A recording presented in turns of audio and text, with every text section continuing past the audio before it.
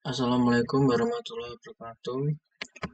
Di sini saya akan menjelaskan tentang materi PBL 3, yaitu keamanan mobile. Dengan saya adalah Sugeng Aldi Widodo, NIM 2331407771114, kelas T4G. Pertanyaan saya akan menjelaskan tentang di era digital ini, penggunaan perangkat mobil telah menjadi bagian penting dalam kehidupan manusia. Hampir seluruh uh, kehidupan manusia menggunakan aplikasi berbasis mobile. Jadi kemana-mana orang selalu menggunakan smartphone. Oleh karena itu faktanya lebih dari 60% aktivitas digital global dilakukan melalui perangkat mobil. Dengan adanya hal ini dapat menimbulkan adanya kemungkinan-kemungkinan kejahatan cyber yang dapat menyerang aplikasi mobil, dan aplikasi mobil dapat juga mengakses data sensitif seperti lokasi, kontak, biometrik, keuangan, bahkan mikrofon dan kamera. Dan aplikasi mobil menjadi target empuk karena kombinasi lemahnya kontrol keamanan dan rendahnya kesadaran pengguna. Sebagai contoh kasus, terkadang banyak orang yang masih terkena link phishing dan sebagainya. Itu juga sering terjadi jika kita menggunakan aplikasi berbasis mobile atau smartphone. Sering terjadi kasus-kasus seperti itu, dan ada beberapa ancaman serangan seperti mobile malware, insecure data storage, phishing dan social engineering, insecure communication, jailbreak atau root exploit, serta serta reverse engineering. Yang pertama kita membahas mobile malware seperti jenis spyware, ransomware, trojan, adware. Contoh Joker malware pada Android menyusup lewat Play Store resmi. Untuk mobile malware itu sebenarnya terkadang bisa juga menyusup melalui aplikasi di Play Store, karena terkadang masih ada beberapa aplikasi berbahaya yang uh, masih bisa menyusup atau ibaratnya masih bisa ke-publish di Play Store. Padahal aplikasi itu sebenarnya kurang aman, dan kadang baru diketahui setelah pengguna mendownload aplikasi itu. Itu masih terkadang masih ada banyak lah di Play Store. Dan untuk seperti Trojan, setahu saya kalau untuk Trojan itu eh, saya pernah mengetahuinya itu dikarenakan saya dulu sering mendownload game-game mod atau game-game bajakan, di mana terkadang jika kita sembarangan mendownload game-game itu bisa terkena Trojan ini. Dan yang kedua, insecure data storage, yaitu banyak app menyimpan data di share preference, SQLite atau let plaintext tanpa inskripsi. Dan yang ketiga, phishing. Seperti saya bahas tadi, teknik phishing ini sebenarnya yang paling sering terjadi di aplikasi mobil. Karena kadang ada orang yang sembarangan mengklik-klik link, entah itu dari email atau dari apa sebagainya. Keempat, insecure communication, tidak menggunakan HTTPS atau SSL atau tidak menerapkan sertifikat binding. Kelima, jailbreak atau root exploit, yaitu membuka akses sistem menjadikan device vulnerable. Serta keenam, reverse engineering atau kode APK bisa didekompilasi dan dianalisis untuk dicuri logika bisnisnya. Yang selanjutnya, vektor serangan umum. Ada beberapa vektor serangan umum, antaranya adalah network base, yaitu serangan MITM sniping saat akses WiFi publik. Solusi praktiknya menggunakan VPN atau TLS ini. Untuk kasus yang pertama ini saya juga pernah mendengar, di mana jika kadang ada beberapa hacker yang menggunakan trik, yaitu sengaja membuat WiFi itu seperti WiFi publik atau WiFi umum yang bisa diakses tanpa password, di mana hal seperti itu merupakan salah satu celah kerentanan mereka bisa masuk ke dalam sistem HP kita melalui WiFi tersebut. Kedua, app-based aplikasi palsu menyamar sebagai aplikasi resmi. Nah, ini masih kadang sering terjadi di Play Store. Terkadang masih bisa kecolongan aplikasi-aplikasi seperti ini. Padahal sebenarnya aplikasi seperti itu tersebut hanya digunakan sebagai cara agar malware bisa masuk ke perangkat kita. Ada beberapa solusinya seperti upsigning, terus malware detection tools. Selanjutnya sistem based yaitu eksploitasi kernel seperti private escalation bisa menggunakan solusinya bisa menggunakan SE Linux, secure boot, dan patch routine. Serta yang keempat user based kesalahan pengguna install aplikasi liar dan klik phishing. Nah, seperti pembahasan sebelumnya masih jika jika yang sering terjadi itu adalah orang-orang sering mendownload aplikasi-aplikasi bajakan seperti yang paling sering untuk anak muda yaitu mendownload game-game bajakan. Memang game-game itu gratis, tetapi di balik itu semua ada bahaya yang menghantui sebenarnya. Serta klik phishing, banyak orang yang asal mengklik link padahal tidak tahu yang sebenarnya. Serta struktur keamanan mobil ada secure boot and verified boot. Aplikasi sandboxing, permission model, encryption storage, dan biometric authentication. Secure boot dan verified boot yaitu mencegah perangkat dijalankan dengan firmware ilegal atau modifikasi OS. Dua aplikasi sandboxing, setiap aplikasi berjalan di ruang terisolasi. Ketiga, present mobile model, aplikasi tidak bisa sembarangan mengakses kamera, lokasi, mikrofon tanpa izin eksplisit. Keempat, encryption storage file disimpan dengan AS256 hardware backend key storage. Kelima, biometric authentication komunikasi PIN tambah sidik jari atau face recognition untuk menghindari unauthorized access. Selanjutnya pengetasan keamanan aplikasi mobil ada beberapa cara, 3 cara yang pernah saya dengar dan pernah saya coba yaitu static analysis, menganalisis kode aplikasi menggunakan tools MobSF. Tetapi ketika saya mencoba dengan MobSF itu sebenarnya ada beberapa kendala. Entah mengapa itu ketika saya mendownload dependensinya MobSF ini error di laptop saya. Dan masih ada beberapa kendala lagi ketika saya mencoba menggunakan MobSF. Kemungkinan itu karena entah itu karena human error atau karena laptop saya sendiri, saya juga kurang tahu. Dan selain MobSF, kita juga bisa menggunakan KeyARG dan Box. Dua, dynamic analysis. Menganalisis behavior aplikasi dapat dijalankan. Tools, Frida, Suite Mobile, Objection, dan Poset. 3, manual testing menggunakan OWASP. Yaitu standar OWASP Mobile App Security Verification. Fokus pada 3 domain, yaitu data storage, out and session management, 3 kode and integrity.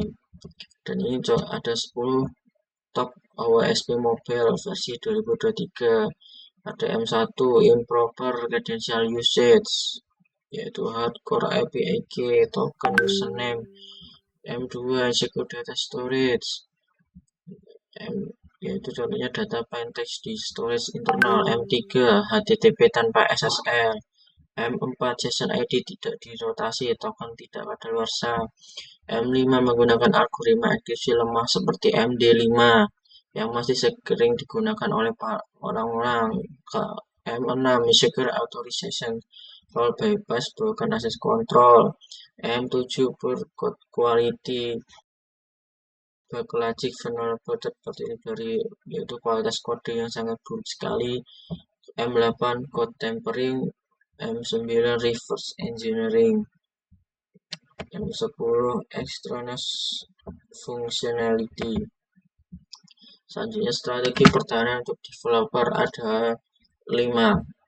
Sebagai saya contoh ambil studi kasus, implementasi secure coding, tidak menyimpan token atau kredensial di klien, di mana ini sering terjadi orang-orang menyimpan token atau kredensialnya di klien. Validasi input dari semua sisi server dan klien. Kadang orang-orang dari servernya sudah tidak ada validasi input, sehingga sering dengan gampangnya dibobol. Kedua, menggunakan sertifikat mining. Ketiga, enkripsi data lo, karena ini juga sering terjadi, yaitu banyak orang yang tidak menggunakan story API untuk simpan token. Jadi mereka yang mereka enkripsi itu hanya passwordnya saja, sedangkan datanya tidak. Jadi ketika si hacker dapat mengakses passwordnya tersebut, mereka juga dapat mengakses dengan mudah data-data tersebut. Keempat, obfuscation. Gunakan ProQuad DexQuad untuk Android agar kode sulit dibaca saat reverse engineering. Kelima, integrasi SAST dan DAST dalam CICD pipeline, automasi pengujian keamanan di fase build dan deploy. Nah, strategi untuk pengguna ada beberapa strateginya, antara lain jangan root atau jailbreak perangkat, unduh aplikasinya dari Play Store. Nah, ini yang sering terjadi, banyak orang yang mengunduhnya tidak melalui Play Store. Contohnya sebenarnya saya sendiri, karena saya juga pernah menggunakan aplikasi mod untuk game, dan akibatnya dulu HP saya pernah terkena virus. Jadi akibatnya saya sering melakukan mendownload game mod APK. Nah, sebenarnya mendownload dari situs-situs tidak resmi seperti tersebut itu juga rawan, karena dengan kita mendownload itu kita seperti membiarkan malware itu masuk, dan terkadang yang pernah saya alami dulu, aplikasi pendeteksi virus itu tidak berfungsi. Mereka tidak bisa mendeteksi adanya malware, padahal sebenarnya malware atau virus itu sudah masuk ke sistem HP kita. Selanjutnya yaitu menggunakan aplikasi antivirus. Nah, ini yang di poin ketiga ini sebenarnya sepengalaman saya itu masih bisa kecolongan ibaratnya. Dan selanjutnya aktifkan biometrik dan 2FA kita menggunakan password manager dan buat password unik. Ada contoh kasus yaitu Pegasus spyware milik NSO Group menyerang iOS dan Android melalui zero click exploit, yaitu bisa membaca pesan WhatsApp dan sinyal, aktifkan mikrofon dan kamera secara diam-diam, bahkan bypass sandbox iOS melalui exploit WebKit. Pasalnya tidak ada sistem yang 100% aman. Nah, di kasus ini memang kalau sepengalaman saya pernah mengalaminya itu HP saya itu bisa isi WhatsApp-nya, sosial medianya, dan beberapa isi HP itu bisa dilihat orang lain waktu itu. Kebetulan yang melakukan itu, yang mencoba itu teman saya sendiri, tetapi ketika saya tanya metodenya, dia tidak menjelaskannya dengan rinci, dan makanya untuk studi kasus ini mungkin saya bisa mengkaitkannya dengan studi kasus saya sendiri. Dan tantangan praktis di lapangannya yaitu fragmentasi OS Android yang banyak itu menyebabkan Android itu sistem keamanannya kadang kurang jelas. Nah, ini saya ambil studi kasus juga dari kasus saya sendiri. Kebetulan kakak saya itu kan kedokteran mengambil jurusan kedokteran kakak sepupu saya. Nah, di kedokteran itu ada salah satu mata kuliah yaitu anatomi. Di mata kuliah anatomi ini kita diharuskan mendownload sebuah aplikasi berbasis mobile yang berisi tentang anatomi tubuh. Nah, aplikasi seperti ini biasanya berbayar dengan harga yang sangat mahal. Kebetulan waktu itu harganya lumayan mahal. Dan saya mengambil solusi langkahnya yaitu saya mencoba mendownload aplikasi itu menggunakan mod. Jadi saya mod aplikasinya dan ternyata bisa. Tetapi ini yang menjadi sebuah perbedaan antara iOS dengan Android.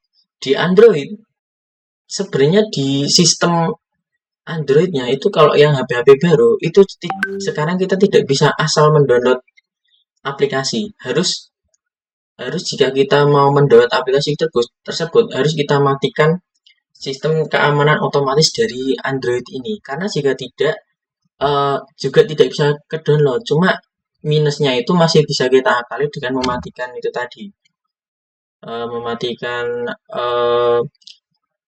sistem keamanan dari Android bawaan itu. Tapi setahu saya hanya untuk HP-HP yang jenis baru, karena untuk saya coba di HP saya yang lama ternyata masih bisa mendownload game-game mod atau aplikasi-aplikasi tidak jelas itu.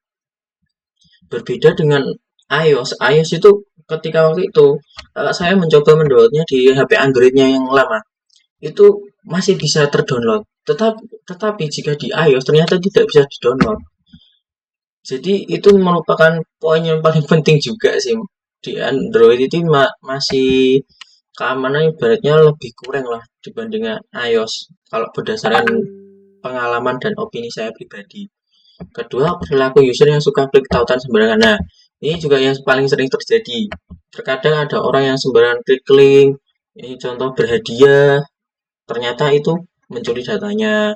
Dan yang paling sering anak-anak muda itu seperti saya sendiri juga mendownload game-game bajakan melalui link-link tertentu. Padahal ada di dalam link game bajakan itu maupun game bajakan yang kita download itu ada malware atau virus yang bisa menginfeksi sistem sistem perangkat kita. Serta ketiga yaitu library pihak ketiga yang berpotensi memiliki celah. Keempat yaitu deadline developer yang membuat testing keamanan diabaikan.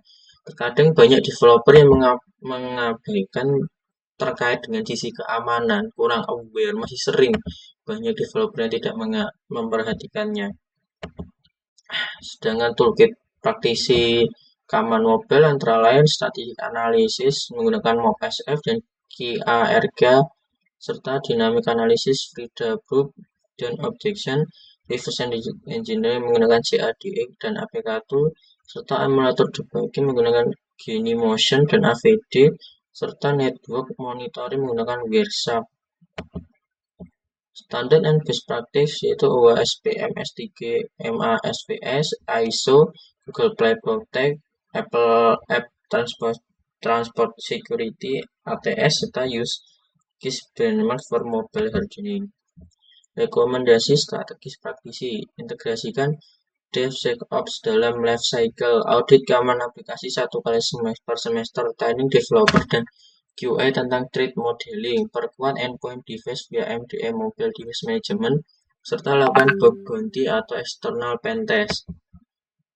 Kesimpulan, security is not a product but a process. Mobile security harus menjadi budaya, bukan fitur tambahan.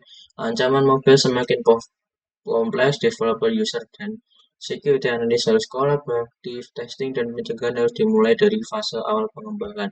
Selain hal tersebut, sebagai user juga harus terus berhati-hati dan aware akan bahayanya tentang serangan digital ini, serangan cyber. Karena dengan makin meningkatnya teknologi digital, maka tingkat serangan dari hacker juga semakin besar. Sekian dari saya, terima kasih. Wassalamualaikum warahmatullahi wabarakatuh.